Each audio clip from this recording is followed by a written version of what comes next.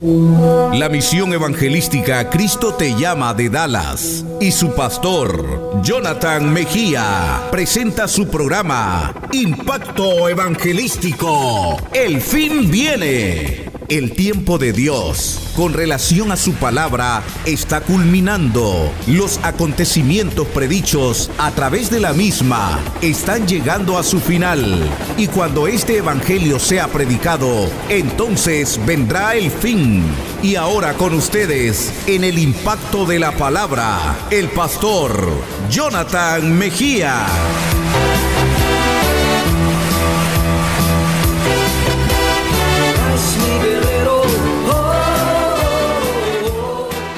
La cruda realidad de lo que se está viviendo, del pueblo de Dios.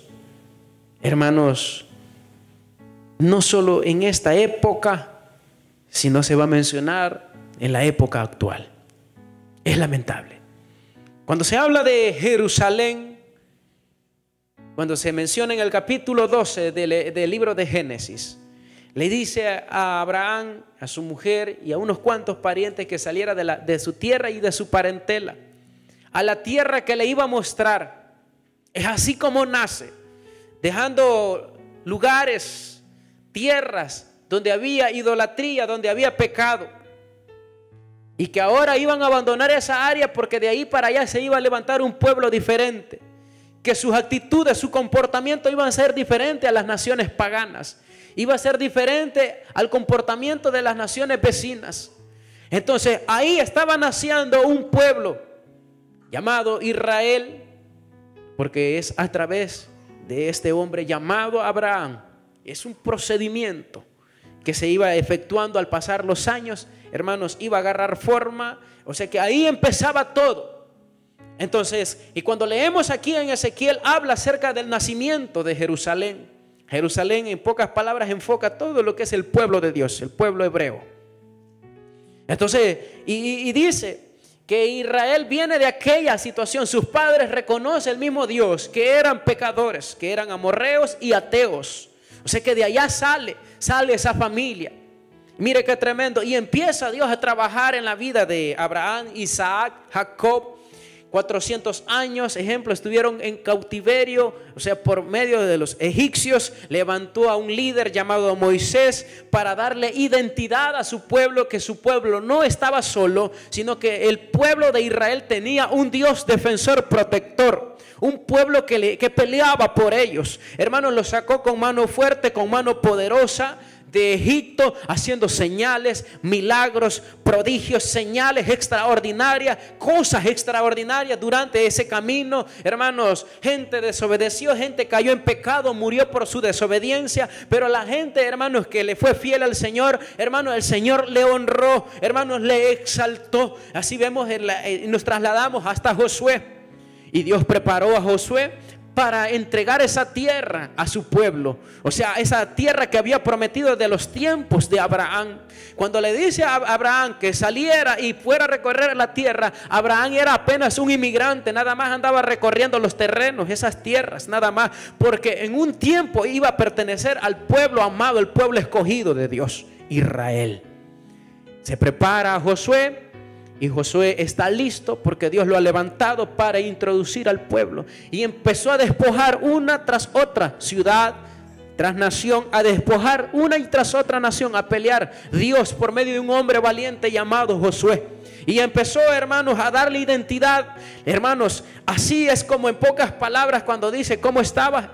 Vive, dice, sí, está viva. O sea que estaba sucia, estaba herida. O sea, cómo estaba Jerusalén, estaba lastimada, necesitaba ayuda. Cuando los sacó de Egipto, hermanos, y cuando los introdujo, hermanos, les dio leyes, les dio estatutos para que obedecieran, para que creyeran, y para que no solo creyeran, sino se vieran y testificaran de los milagros y las señales que se habían efectuado en todo el camino. Lo tremendo es que la lavó, la limpió, la bañó, le dio vestimenta. Ahí habla literalmente, está diciendo que le puso collar, le puso alhajas, y dice que hasta le puso joyas en su nariz. O sea que estaba desnuda, hermanos, Jerusalén, en pocas palabras. Pero, hermanos, la lavó, o sea que la agarró y se hizo a cargo de esa ciudad, esa nación. Y si ustedes leen, si no me equivoco, hermanos, es el capítulo 3, el verso 9 del libro de Ruth. Ahí hay algo, hermanos, bien extraordinario. Ahí hay algo muy profundo. Y para aprovechar el tiempo, es cuando vos se acuerdan que se acostó. Bueno, no que se acostó, sino que Ruth se fue, hermanos, a acostar, hermanos, cerca de vos. No sé si han leído esa parte, 3:9 de Ruth. O sea, en pocas palabras, simbólicamente está dando a entender que así Dios protegió o se hizo de cargo, hermanos, ¿de quién? De Jerusalén, porque Ruth era moabita. Oiga esto, era moabita. Y no tenía parte, hermanos, no tenía espacio, por decir, como era moabita, era de una nación pagana, no tenía parte, hermanos, en el pueblo hebreo, no tenía parte. Pero como esa muchacha se había casado con unos muchachos judíos y esos muchachos habían muerto, y esa mujer en su determinación no quiso volver a su tierra ni a su parentela, sino que, hermano, decidió convertirse en hija de Dios, en pocas palabras, o en decir que ella iba a entrar a las tierras de Israel creyendo que el Dios de los hebreos era el mismo Dios de ella, y si era necesario morir en esas tierras, hermanos, iba a pasar por esa situación. Significa que se le aconsejó a través de su suegra, y su suegra le dijo: ve, como quiera, vos es el único que nos ha estado dando de comer todo este tiempo. Él ha estado pendiente de nosotros, Él ha traído alimento, Él ha traído abrigo, Él nos ha dado techo. Significa que tú eres la más cercana para casarte con Él. Eres la más cercana porque tú estuviste casada con mi hijo, o sea, en pocas palabras, y él es parte de la familia, con él es el más cercano y es el más indicado para que tú puedas casarte. Ahora, él está en la era, él está en el campo, ve, le dijo, y ve, y ahí va a estar. Después de que coma, él se va a acostar, tú llegas y búscalo, y si te acoge haz todo lo que él te diga, hermanos. Y así sucedió. Cuando llega Ruth y siente, hermanos, que le tocan los pies a vos, ¿quién eres?, le dijo. Soy Ruth, le dijo, hermanos, y le dice: extiende la capa con la que estás abrigado, o sea, la cobija. Hermanos, significa simbólicamente que así, de esa manera, hermanos, así también acogió a Jerusalén, o sea, al pueblo de Dios. O sea, que entendió vos que también tenía que llevarse a cabo lo que tenía que haber matrimonio. ¿Sabes qué estaba pasando ahí? En pocas palabras le estaba diciendo Ruth: casémonos, o sea, pidiéndole matrimonio a aquel hombre llamado vos. Simbólicamente, vos representa a Dios, y hermanos, y Ruth al pueblo escogido de Dios. Y así extendió, hermanos, el manto, o sea, su cobija, y la arrulló, le dio protección. Estaba segura aquella mujer llamada Ruth, de tal manera que la historia la conocemos que se casaron. De ahí, ¿qué pasó? De esa misma familia viene, hermanos, Obed. Y de esa familia viene Isaí, y de ahí viene, hermano, el rey David. Y del rey David viene el rey Salomón. Significa que es ahí donde dice que la lavó, la limpió, la acogió. Y cuando ya estuvo muchacha, cuando ya se le nacieron pechos y estuvo bonita, es en el reinado de David, en el reinado de Salomón, que todo iba bien. O sea que la adornó, hermanos, la bañó, la perfumó, le dio riqueza, de tal manera que la fama se expandió. ¿Lo leyeron? ¿Pusieron atención? La fama se expandió de esa muchacha, hablando de Jerusalén en un sentido literal. O sea que Dios se hizo cargo, hermanos, y le suplió todo lo que necesitaba, le dio de todo. La pregunta es: ¿qué le hacía falta a Jerusalén? Nada, nada, todo lo tenía, todo lo tenía. Pero cuando creció su fama, dice la Biblia, el verso 15, que empezó a prostituirse. Significa que empezó bien el rey David. Salomón también. Cuando Salomón va casi a entregar, hermanos, es ahí, hermanos, donde cae en pecado. O sea, parte del rey David y parte del rey Salomón hicieron las cosas bien. Y es a eso donde dice que ella estaba bien ataviada, bien perfumada, literalmente como una muchacha. Cuando una muchacha, ejemplo, nace niña, ¿verdad? Ejemplo, hay que sostenerla, hay que cuidarla, hay que darle de comer, hay que amamantarla, hay que comprarle su ropita, cambiarle el diaper, sucesivamente. Y sucesivamente va creciendo, hay que cuidarla, hay que estar pendiente de ella. Cuando ya está bonita, 13, 15 años, es ahí donde la muchacha se le vuelve, hermanos, viene orgullo a su corazón, se le olvida dónde nació, quiénes eran sus padres, Y si es posible, hermano, ahora le da vergüenza decir quién es su mamá, quién es su papá, dónde nació, de dónde viene, de qué familia viene, sucesivamente, literalmente. Ustedes pueden experimentarlos en la familia que tienen, en los hijos que tienen. Se vuelven altivos, soberbios, no quieren saber nada. Si es posible, hasta les da pena andar con algunos de ustedes. Mire qué tremendo. Entonces eso es lo que pasó. Y si ustedes si leemos, hermanos, lo que dice el primer libro de los Reyes, el capítulo 11, para ir rápidos porque el tiempo, hermanos, nos carcome. Mire lo que dice el primer libro de los Reyes. Aquí empieza ya la prostitución del pueblo de Dios. El capítulo 11, estamos, hermanos, hablando de algo muy profundo que usted pueda, hermanos, entender, porque somos parte nosotros. Estamos hablando acerca de Jerusalén, el pueblo escogido de Dios, cómo le dio la espalda. Ya vamos a ir con la iglesia, espérennos. El capítulo 11, veamos cómo Israel se prostituye, cómo empieza. 11:1, el primer libro de los Reyes dice: pero el rey Salomón amó además a la hija de Faraón, a muchas mujeres extranjeras, a las de Moab, a las de Amón, a las de Edom, a las de Sidón, a las Geteas, gentes de las cuales, que dice, Jehová había dicho a los hijos de Israel: no os llegaréis a ellas, ni ellas se llegarán a vosotros, porque ciertamente te harán inclinar vuestros corazones tras sus dioses. A estas pues se juntó Salomón con amor.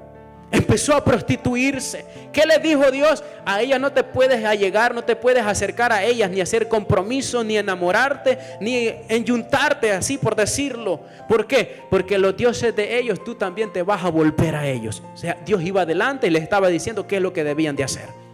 ¿Qué hizo el rey Salomón? Se metió con las amorreas, las ateas, las filisteas, con las que se le puso enfrente. 700, dice que ahí está más abajo. Y dice el verso 3: y tuvo 700 mujeres reinas y 300 concubinas. Mire qué tremendo. Cada una de esas tenía su Dios, se prostituyó. De esa manera Jerusalén se estaba prostituyendo. Entonces eso es lo terrible. Y empieza por ahí, porque con uno solo, y que sea líder, que haga las cosas malas ante los ojos de Dios, hermano, el que sigue atrás va a hacer lo mismo, y el que viene más atrás del otro lo mismo, y el que viene atrás del otro lo mismo. De tal manera, hermanos, que cayó una corrompición tan tremenda, hermanos, en la vida de Israel, por ejemplo, en el pueblo de Israel. Y por eso es que aquí está hablando, hermanos, en el capítulo 16 está diciendo todo lo que estamos hablando. Imagínense qué tremendo.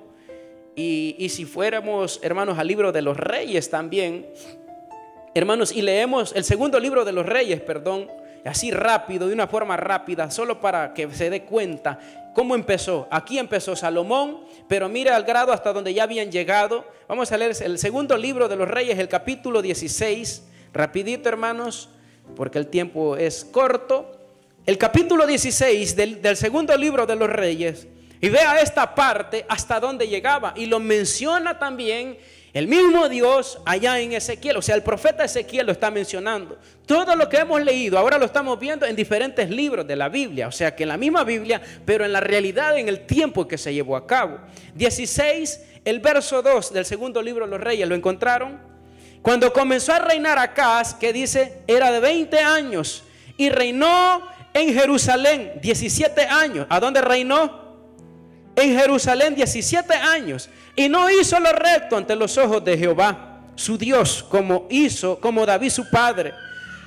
Antes, dice, antes anduvo en el camino de los reyes de Israel, y aún hizo pasar como por fuego a su hijo, según las prácticas abominables de las naciones que Jehová echó delante de los hijos de Israel. Asimismo sacrificó y quemó incienso en los lugares altos y sobre los collados, y dejó de todo árbol y sobre los collados y debajo de todo árbol frondoso. ¿Qué hizo aquí Acaz? Acaz, hermano, se prostituyó en la manera que esas ofrendas, esos sacrificios no eran aceptables ante los ojos de Dios.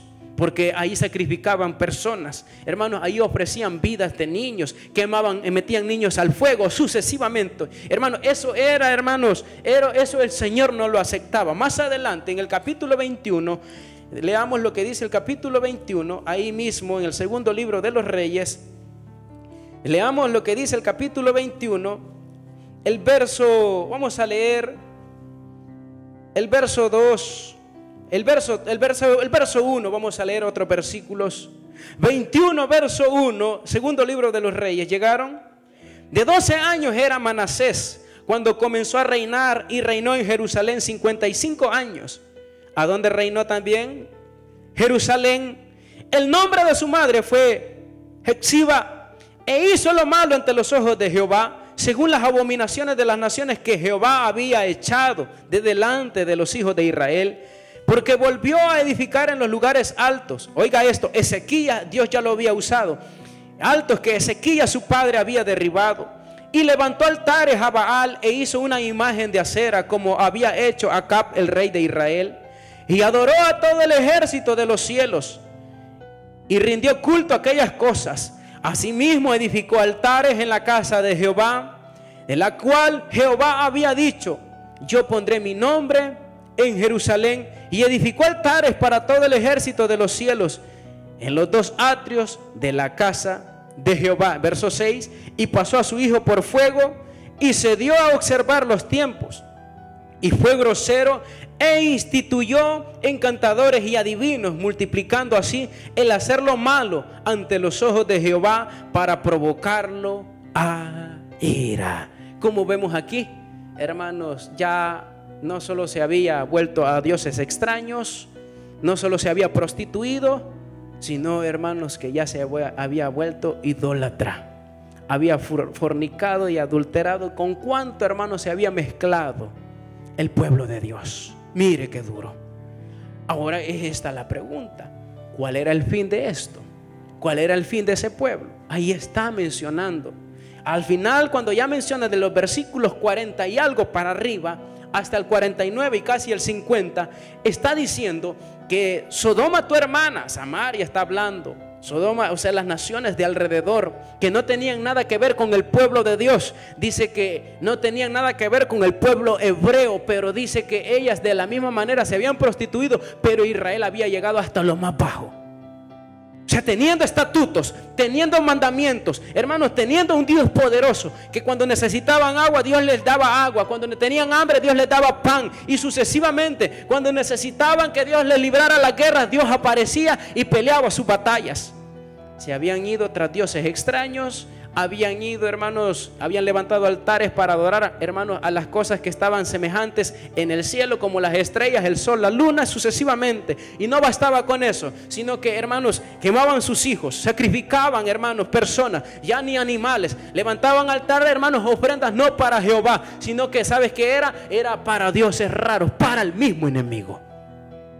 Entonces había juicio para ella. Y les dice Dios: yo destruí a Sodoma, tu hermana, porque en ella subieron soberbia, saciedad de pan, dice la Biblia. Mire qué tremendo. Hubo ociosidad en aquellas pequeñas regiones, naciones paganas. Significa que Israel había llegado a lo más peor, a lo más bajo. Hermanos, también merecía, en pocas palabras, que iba a ser cortado. Y le menciona, hermanos, Ezequiel les menciona que también que su ira o el juicio, hermanos, los iba a hacer caer. ¿Con qué iba a pagar? Con esas mismas naciones que estaban a su alrededor, que se habían prostituido. Con esa misma tenían que pagar, hermanos, la cora con la cual se habían ido a enjaranar.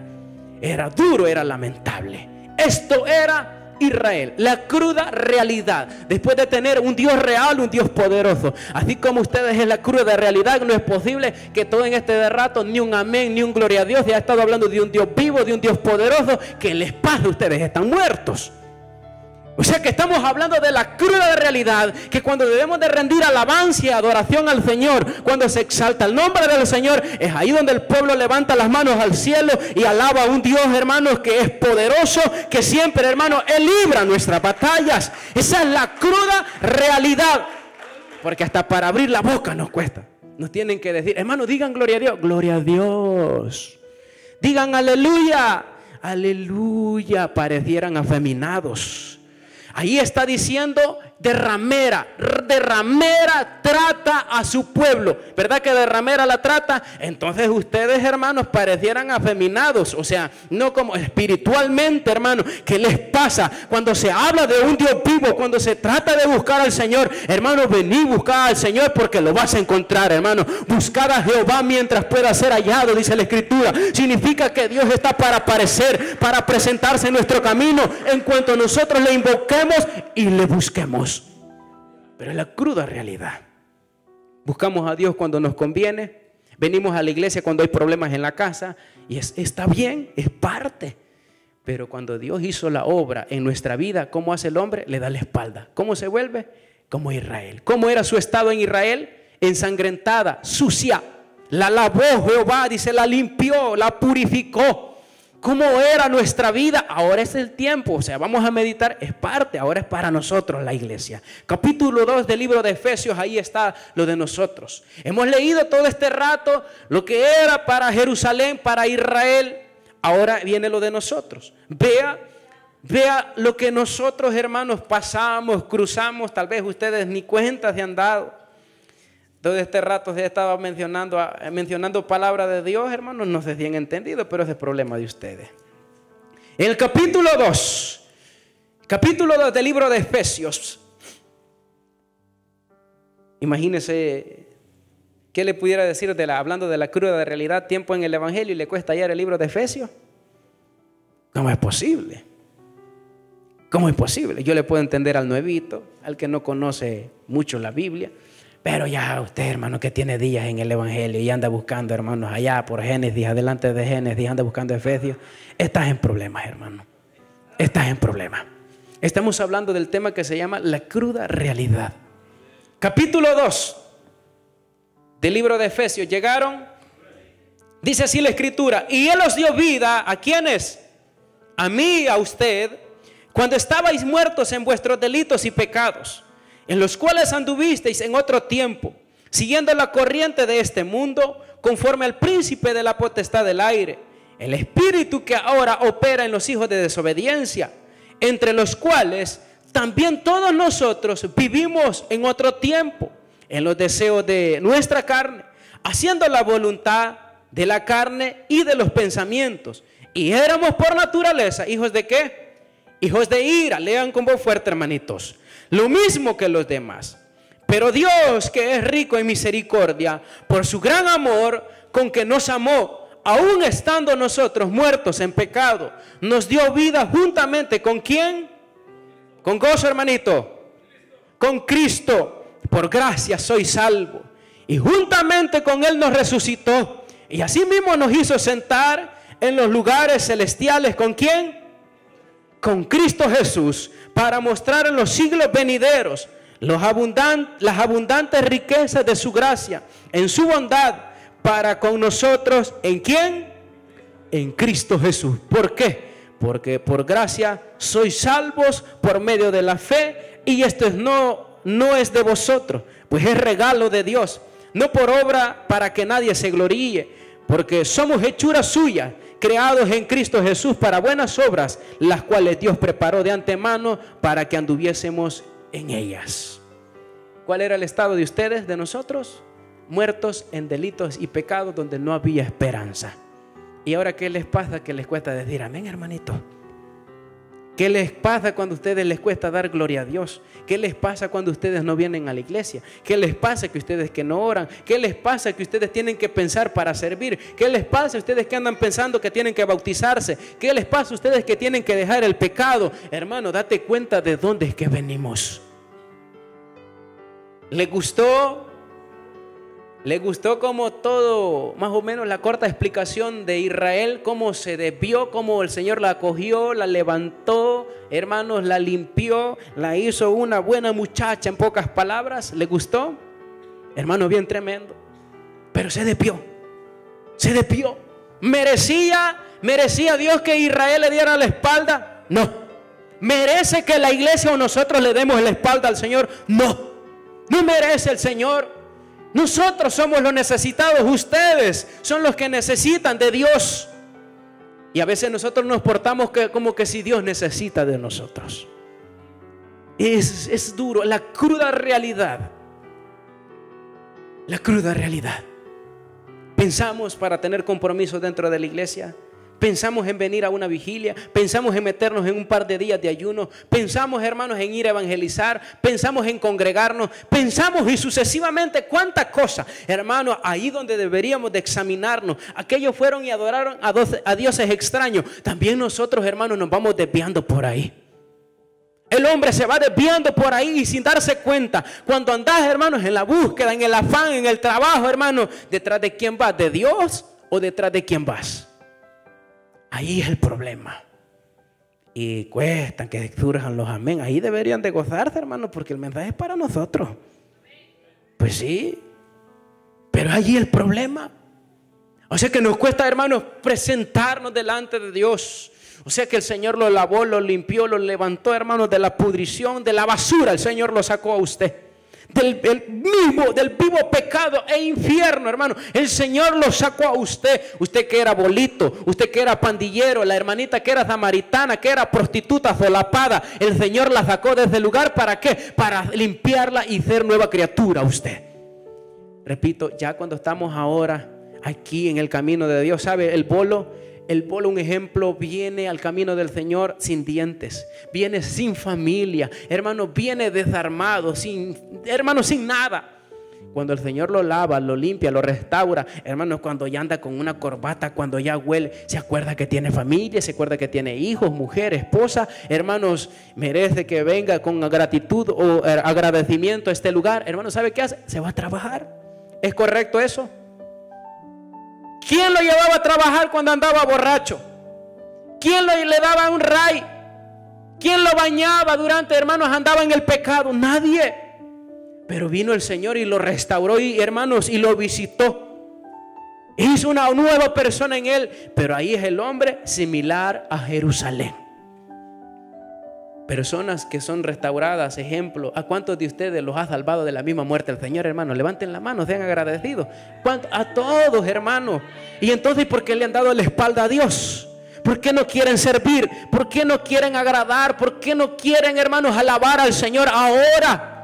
O sea, cuando yo digo, hermanos, en una forma general, a todos nos ha librado de la muerte. Pero ¿cuántos de ustedes quisieron matarse? ¿Cuántos de ustedes Dios los libró de un accidente? ¿A cuántos de ustedes, hermanas, por ejemplo, el marido que tenían estuvo a punto de meterles el cuchillo, de pegarles balazos sucesivamente? ¿No crees que la misericordia de Dios te visitó ahí? ¿Cómo debería de ser tu vida delante del Señor? Agradecida. Pero ahora la hermana no quiere servir. Ahora ella ya sabe, ella ya conoce, ella tiene trayectoria, tiene experiencia en el evangelio. Se le subió el orgullo al corazón y a la cabeza. Está envenenada. Estás en problema. Es que espiritualmente te has prostituido. Espiritualmente. Todos. De la misma manera a nosotros los varones, hermanos, ¿cuántas veces el Señor nos libró de la viva muerte? O sea que estuvo frente a frente, hermanos, la calaca a punto de llevarnos. Pero ahora son malcriados, malagradecidos, son cobardes. Ahora, hermanos, no quieren privilegio. Ahora cuando les da la gana vienen a la iglesia. Cuando les conviene oran. Cuando conviene ofrendan. Cuando conviene diezman. Y sucesivamente somos malagradecidos, somos malcriados. Pero es la cruda realidad. La cruda realidad. Significa que si el hombre tenía problemas en el matrimonio y ahora vino el Señor, con más ganas tenés que echarle, hermanito. Con más ganas tenés que meterle. Porque Dios se ha glorificado en tu vida. Dios te ha visitado. Aquí está envolviendo lo que dice el capítulo 2 del libro de Efesios. Pero si usted lee Apocalipsis capítulo 3, el verso 15, ya para ir finalizando, leamos lo que dice 3:15 de Apocalipsis. Ese es el estado de la iglesia y esa es la cruda realidad. Por eso estamos hablando de un tema que se llama la cruda realidad y adoramos al Señor porque estos mensajes vienen de parte de Él. El capítulo 3, el verso 15. Mire ahora cómo es el estado de la iglesia. Aquí el mensaje es supuestamente para la iglesia de la Odisea. Pero hoy hay bastantes hermanos que se llaman así, la Odisea también, porque esta es la actitud de muchos. Y ojalá hoy aprendamos lo que dice el 3, el 15. ¿Lo encontró? Yo conozco tus obras, que ni eres ni frío ni caliente. Ojalá fuese frío o caliente. pero por cuanto eres tibio y no frío ni caliente, te vomitaré de mi boca. Oiga esto, aquí está lo tremendo. Porque tú dices, yo soy rico y me he enriquecido y de ninguna cosa tengo necesidad. Mire, y aquí está la realidad. No sabes que tú eres un ¿cómo? Desventurado, miserable, pobre, ciego y desnudo. Ese es el estado de la iglesia después de que el Señor nos sacó de aquella situación, lo que dice el capítulo 2 del libro de Efesios. Ahora la actitud de la belleza, esta es la cruda realidad. Yo no tengo necesidad de Dios, yo no necesito a Dios, yo estoy bien. O sea, no lo decís con tus palabras, sino que cuando no te congregas, hermano, cuando no oras, cuando no ayunas, eso es lo que estás diciendo. Yo no necesito a Dios, yo estoy bien así, con el trabajo que tengo me sostengo, con el trabajo que tengo salgo adelante, con mi marido que tengo en la casa es suficiente y no voy a la iglesia porque se me va a enojar, se me va a ir de la casa. Eso es lo que estamos diciendo, que no necesitamos a Dios. Desventurado, miserable, estás en la calle, estás sin zapatos, estás sin vestido. Literalmente hay vestimenta, o sea, literalmente hay riqueza, hay bienes, pero hay un vacío en el corazón, hermano. O sea que en pocas palabras el hombre está podrido en su interior, en su corazón, porque vienen los problemas, lo agobian, lo matan, se muere, se desvanece, se entristece, hermano, tiene ganas de morir, hermano, sucesivamente. Y si no anda listo, hermano, se pone el lazo y se lo llevó el diablo. Entonces ahí donde viene la ira de Dios y se despierta. Y si se despertó en Israel, ¿usted cree que Dios no va a trabajar en usted para meterlo a la línea? Sí, hermanito, si no te quieres plantar, hermano, ¿sabes qué va a pasar? Vamos a cortarle las patillas a Chavo y ¡pah! Le cortan las patillas. Le saca un ojo, le corta una mano, le quitan la mujer, le quitan los hijos. Sucesivamente, cualquier situación que llega, hermanos, a la vida nuestra por la desobediencia es porque un día nosotros nos expresamos con palabras. La misión evangelística Cristo te llama de Dallas presentó su programa Impacto Evangelístico. El fin viene. El tiempo de Dios con relación a su palabra está culminando. Los acontecimientos predichos a través de la misma están llegando a su final. Y cuando este evangelio sea predicado, entonces vendrá el fin. El pastor Jonathan Mejía agradece su fiel sintonía y le invita a congregarse en el 4826 West Jefferson Boulevard, Dallas, Texas, 75211. Para información, llame al 214-455-1851 y el 832-206-2633. Será hasta el próximo programa y que Dios le bendiga.